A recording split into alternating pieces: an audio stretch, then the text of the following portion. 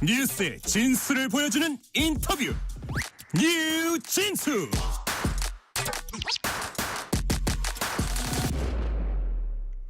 비상계엄 사태로 인한 윤석열 대통령 탄핵 소추로 국민의힘은 극심한 내홍을 겪고 있습니다. 지도부가 붕괴되면서 당대표가 사퇴했고 비대위 체제로 가시밭길 속에 당의 앞길을 헤쳐나가야 합니다. 위기의 국민의힘 어떤 길로 가고 있는지 또 어디로 가야 하는지 김재원 국민의힘 전 최고위원과 자세히 얘기 나눠보겠습니다. 김재원 최고위원님 어서 오세요. 안녕하세요. 자, 이게 뭐 좀 듣기에는 좀 깝깝하신 질문 많을 텐데 이렇게 자리를 빛내주셔서 감사합니다. 아까도 아유 이게 뭐 까다로운데 이제 말씀하신 거 제가 들었는데요. 할 말도 없는데 나왔습니다. 아유 할 말 많으실 거예요. 자, 현직 대통령 탄핵안 통과 직후에 최고위원직 내려놓으셨습니다. 이제 나흘이 지났어요. 그동안 어떻게 지내셨습니까? 근데 이제 우리 보수 정권 내지 보수 진영의 대통령이 연거푸 탄핵을 당했거든요. 그리고 그 앞에 박근혜 전 대통령 그 앞에 이명박 전 대통령은 또 퇴임 후에 구속되어서 대통령의 예우가 박탈되는 그런 지경이었고요. 그렇게 생각을 하면 이제 이 보수 정권 내지 보수 진영 더 나가서 보수 진영의 그 가장 주축인 우리 국민의힘 이 전체 심각한 위기이고 네. 존립의 근거가 조금 불투명해진 상황이 아닌가라는 생각 때문에 좀 많이 우울하게 생각을 합니다. 네.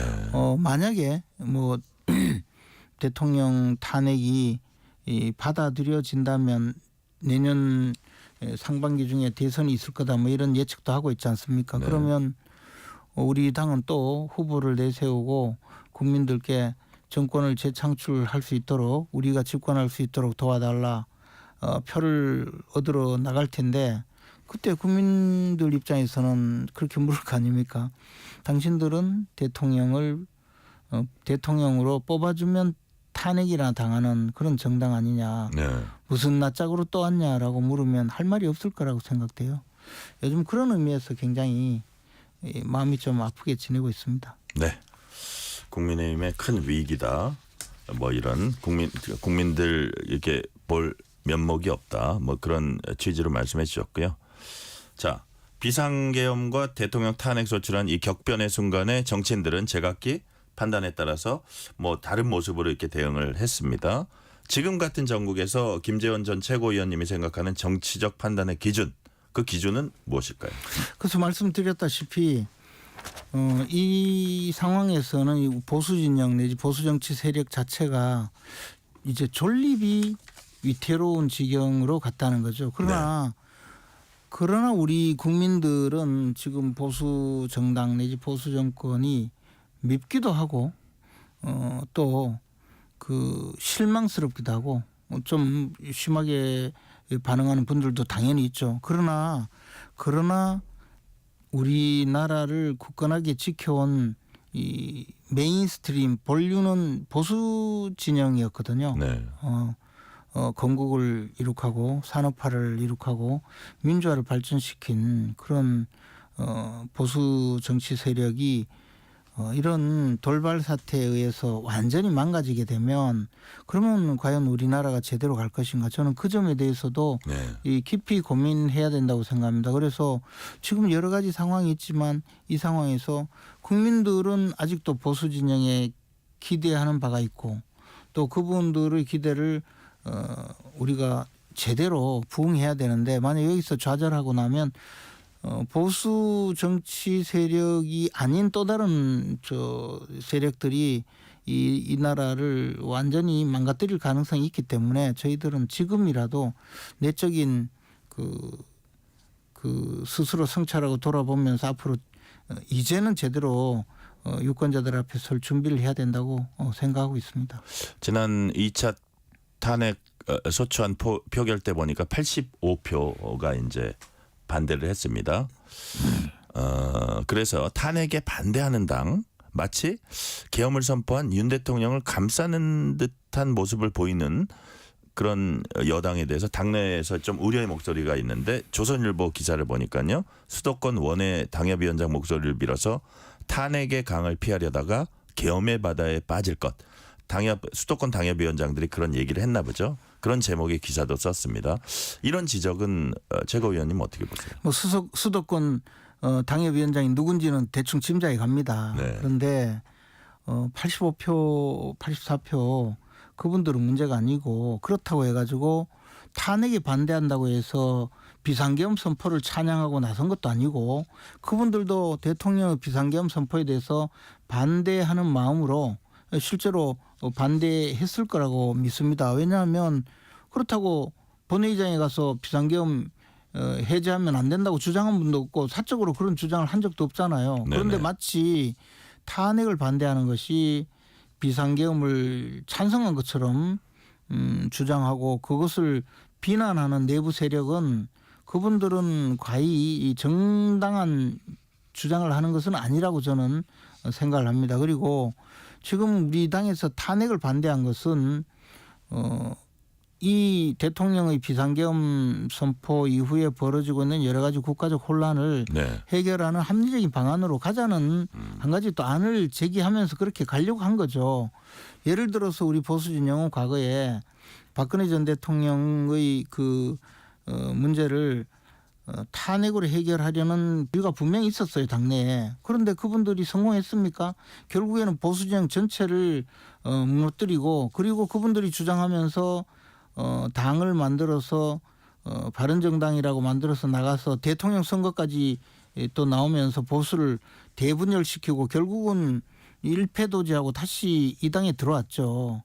그래서 그런 해법에 대해서 굉장히 반성적인 고찰을 하면서 그때 탄핵 표결 그 무렵에도 그 당시에 가장 박근혜 전 대통령 탄핵 사태 때 탄핵을 하자고 주장했던 분, 주도했던 분들이 과거에 이런 해법이 결코 네. 옳지 않았다. 그리고 이것이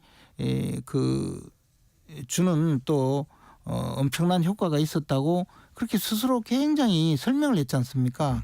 그러면 왜 탄핵을 반대했느냐? 그것은 당내에서 분명히 이 문제를 해결하기 위해서는 이 탄핵이라는 국가적인 그 헌정 중단 사태로 갈 것이 아니고 대통령을 퇴진시키되 여야 합의로 일정 기간 그러니까 예를 들어 지금 탄핵이 통과된다고 보더라도 내년 상반기 중에 대선이 이루어진다면 아예 대통령 임기를 그만큼 축소하고 정치 체제의 그 변화를 개헌을 통해서 이루고 그것이 합리적인 방안이니까 그렇게 해서 대통령의 임기 단축 개헌을 하자라고 주장을 했던 것이고 그것이 상당한 지지를 얻을 수밖에 없었는 게 이번에 탄핵을 하겠다고 나서서 심지어는 목에 그 피켓을 걸고 탄핵해야 된다고 주장하던 그분도 처음에는요 임기 단축 개헌을 받아들이라고 기자회견 했지 않습니까? 그리고 탄핵에 찬성하겠다고 공개적으로 선언하고 탄핵 찬성한 분들이 바로 그 주인공들이었어요. 그리고 임기 단축 개헌에 대해서 또 시도지사들도 그것을 지지하고 나섰거든요. 그런데 막상 야당에서 민주당에서 그것을 받아들이지 않고 어떻게든 탄핵을 통해서 보수진영 전체를 무너뜨리는 작전으로 나오니까 오히려 거기에 동조한 분들이죠. 그래서 탄핵을 반대했다고 해서 마치 비상계엄을 그 찬양한 것처럼 내란 동조 세력이라고 공격하는 이 당내 인사들의 이 발언이 과연 정당한 발언이냐 저는 그 점에 대해서 네. 굉장히 다른 생각을 갖고 있습니다. 네. 자, 믿었던 장동혁 최고위원, 진정호 최고위원까지 사퇴하면서 한동훈 대표가 결국 사퇴했습니다. 지도부가 붕괴된 건데 계엄 사태와 탄핵 전국에서 한동훈 대표의 행보 어떻게 평가하세요? 한동훈 대표는 처음에는 탄핵은 반대하겠다. 그리고 그다음에 정치인들 체포뿐만 아니라 자신에 대해서도 체포하려는 그런 시도가 있었다고 하면서 갑자기 또 대통령의 즉각적인 직무 정지 또 그리고 아주 그 단기간 내에 직무 정지를 하고 그리고 그 하야를 주장하면서 또 그 다른 그 상태로 저 주장을 했었고 그리고 나서는 대통령이 이미 직무가 정지되었다고 하면서 또 한덕수 국무총리를 불러서 네.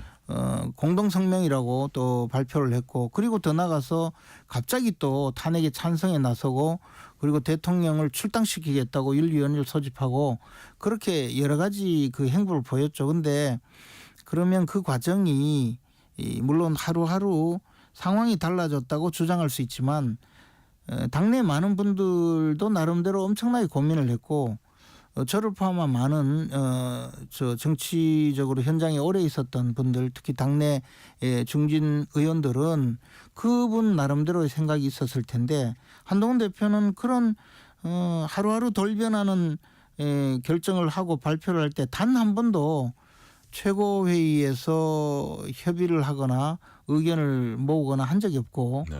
혼자 독단적으로 그런 주장을 했고요. 그뿐만 아니라 최고회의뿐만 아니고 당내 예컨대 뭐 의원들 탄핵 찬성을 당론으로 제안합니다. 이런 제안을 할 때나 그다음 대통령 출당이나 제명 윤리 소집할 때 이럴 때도 아무런 얘기가 없었어요. 탄핵을 찬성한다고 하면서 기자회견을 하기 직전에 최고회의를 열었는데 예. 그런 기자회견을 하겠다는 이야기조차 한 적이 없어요. 그래서 저희들은 최고회의 끝나고 나와서 얼마 있다니까 언론에서 한동훈 대표가 이런 발표를 했는데 어떻게 생각하냐라는 언론인의 전화를 듣고 처음으로 그런 일이 있었습니까? 근데 직전까지 최고회의 할 때 그 이야기는 이런 방구 언급이 없었습니다라고 이야기했었고 네. 그리고 또 갑자기 대통령을 출당시키겠다고 하면서 윤리위원회를 소집했다고 하는 보도가 있었는데 제가 너무 좀 돌발적인 저 상황이어서 어떻게 되나 싶어서 윤리위원회를 담당하는 실무진한테 전화를 해서 물어봤어요. 네. 이게 어떻게 되는 거냐 했더니 과거 박근혜 전 대통령 그 당시 탄핵 이후에 이런 문제를 제기하는 사람이 있어서 그때 이미 한번 검토를 했었고 지금 또 검토를 하고 있었는데 네. 우리 당이 현직 대통령을 출당시킨다는 것은 한 번도 상정해 보지 않고 그래서 당 윤리위원회 규정에 그런 근거 규정이 마련돼 있지 않아요. 네. 그래서 절차도 없고 그리고 그런 내용으로 한 번도 다뤄보지 못했다. 그래서 아마 윤리위원회 오늘 열어도 이게 불가능하다라고 그렇게 결론을 내리고 말 겁니다. 그래서 대표가 저렇게 강력하게 주장하는데 무슨 하라면 움직이지 않겠냐 그랬더니 하다가 말 겁니다. 표현을 그렇게 했어요.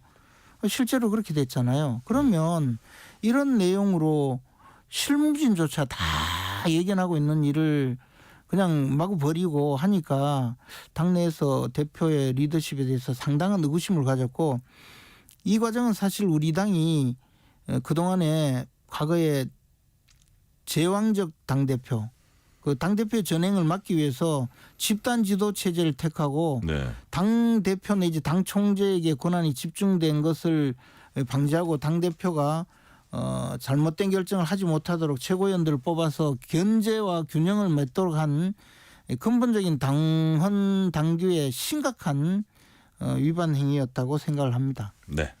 자, 그동안 이제 한동훈 전 대표는 여권의 가장 유력한 잠재적 대권 후보였습니다. 근데 이제 쫓겨났다는 표현도 누가 쓰고 뭐 여기에 윤심이 반영됐다 뭐 이런 주장도 하고 그런데 만약에 조기에 대선이 치러지게 된다면 한동훈 전 대표가 컴백할 수 있을까요? 아니 언제든지 돌아올 수 있죠. 뭐 저는 한동훈 대표가 어떤 일이 있어도 다시 대선 국면에 네. 돌아와서 그 대선에 출마할 거라고 생각하고 있습니다. 그래요? 그것은 뭐 본인의 판단이고요. 다만 쫓겨났다는 표현을 딴 사람이 쓴 것도 아니고 한동훈 대표 본인이 그런 말을 썼는데 쫓아낸 사람이 없어요. 저도 최고위원으로서 물러나기 싫었어요. 그럼 다른 분들도 마찬가지였을 거예요. 근데 그 장동혁 최고위원이나 진종호 최고위원은 한동훈 대표와 러닝메이트로 대선 전당대회 당대표 경선. 출마했던 예. 분들이잖아요. 근데 그분들이 사퇴하겠다고 그렇게 심각하게 고민하는 줄은 저는 몰랐거든요. 네.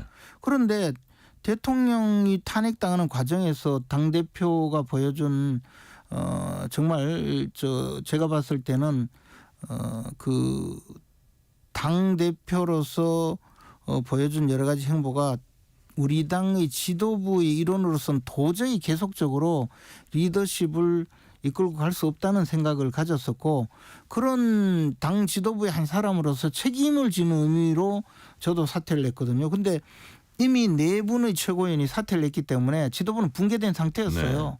그래서 제가 사퇴한 건데 쫓아낸 사람이 누가 있습니까? 그러면 제일 먼저 사퇴 의사를 밝힌 분이 장동혁 최고위원이에요.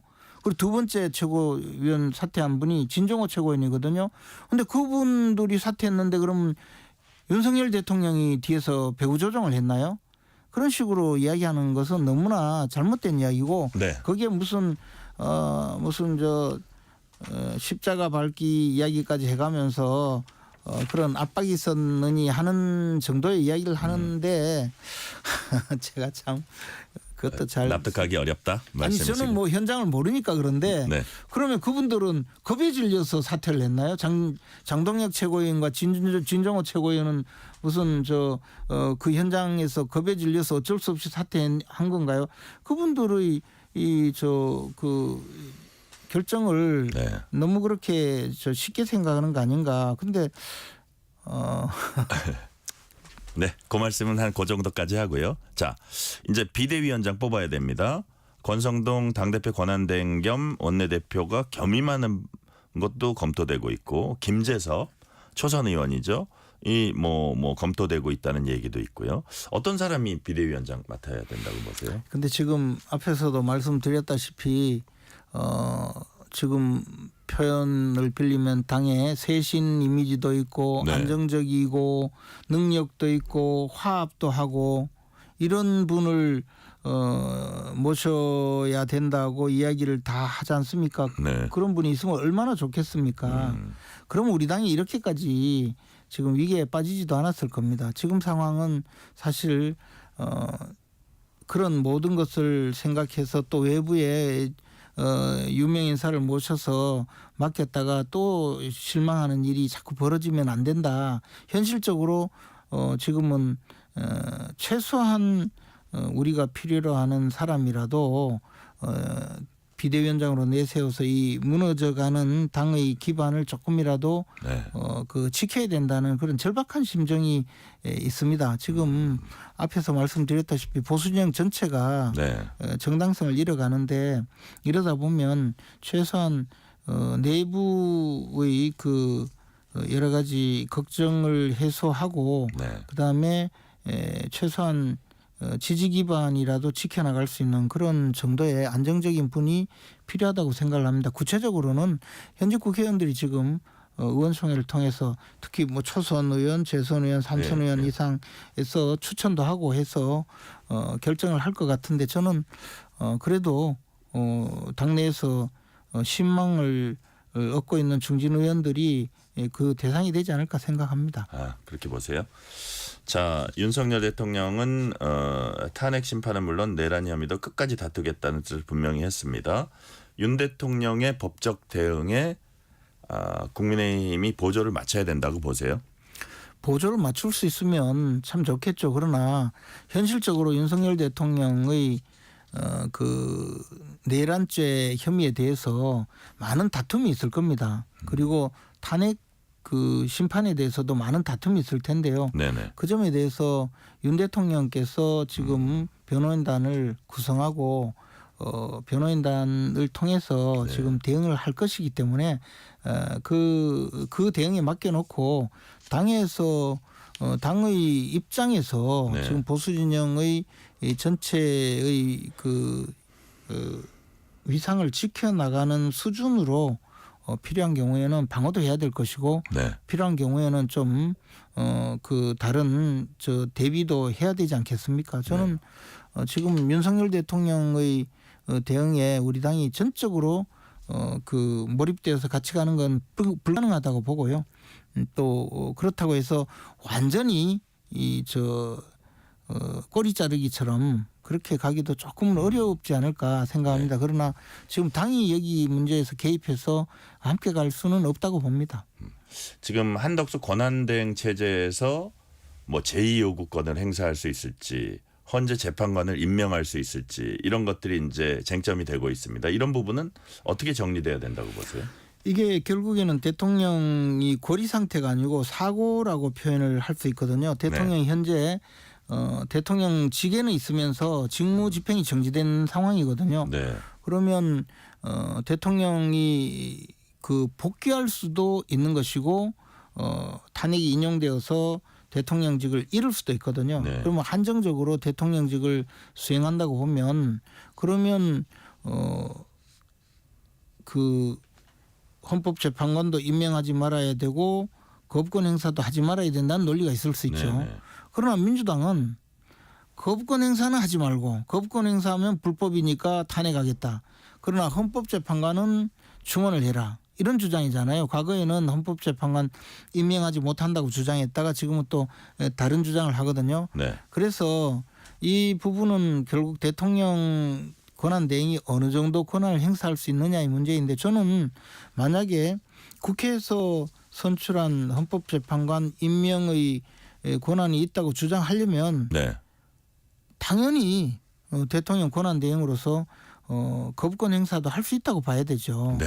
근데 이제 민주당은 자신들의 그 의회 권력으로 이제 행정권도 완전히 장악하고 흔들려는 시도에서 이런 주장을 한다고 봅니다. 네.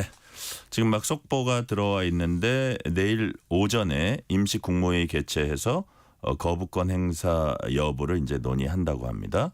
또 국민의힘은 선수별로 비대위원장 이제 추천을 받기로 했다고 하는 속보도 지금 들어와 있고요. 시간이 거의 다 됐으니까 마지막 질문 드릴게요. 김재원 최고위원님은 2004년 한나라당 소속 제17대 국회의원으로 정치인 생활 시작했으니까 이제 20년이 넘어가고 있습니다. 이번 탄핵 정국은 거쳐오신 숱한 정치 역전 가운데 또 한 차례 중대 고비인데 지금 소회가 어떠신지 또 지금이 이 혼란이 어떤 결론을 맺어가는 게 대한민국 미래에 바람직하다고 보시는지 좀 짧게 정리해 주세요. 이번 그 대통령의 계엄 선포는 분명히 상당히 문제가 있는 그런 국정 수행이었습니다. 그렇다고 하더라도 보수 진영 전체가 이 사건으로 인해서 몰락하거나 완전히 괴멸되는 일은 없어야 된다고 생각합니다. 만약에 그렇게 될 경우에는 정말 이 나라를 이재명 대표가 이끄는 민주당이 어디로 끌고 갈지 모를 정도의 그 참혹한 미래가 펼쳐질 것이라고 저 스스로 주장을 합니다. 그래서 이 어려운 시기를 넘기고 앞으로 나가기 위해서는 우리 보수 진영이 국민들이 생각하고 있는 여러 가지 정치적인 그런 생각을 좀 더 관심 있게 귀 기울여서 그래도 보수 진영이 아직도 살아남고 국민의 연망을 받을 수 있도록 그렇게 해나가는 길로 가야 되고 저 스스로도 그런 점에서는 보수 진영의 대표자로서 활동하면서 어떻게든 이 위기를 넘기는 일에 최선을 다하려고 생각합니다. 자, 보수 진영이 다시 국민들의 사랑을 받도록 최선을 다해야 한다는 그 말씀까지 듣겠습니다. 지금까지 김재원 국민의힘 전 최고위원이었습니다. 말씀 감사합니다. 고맙습니다. 퇴근길, 당신과 함께 읽는 세상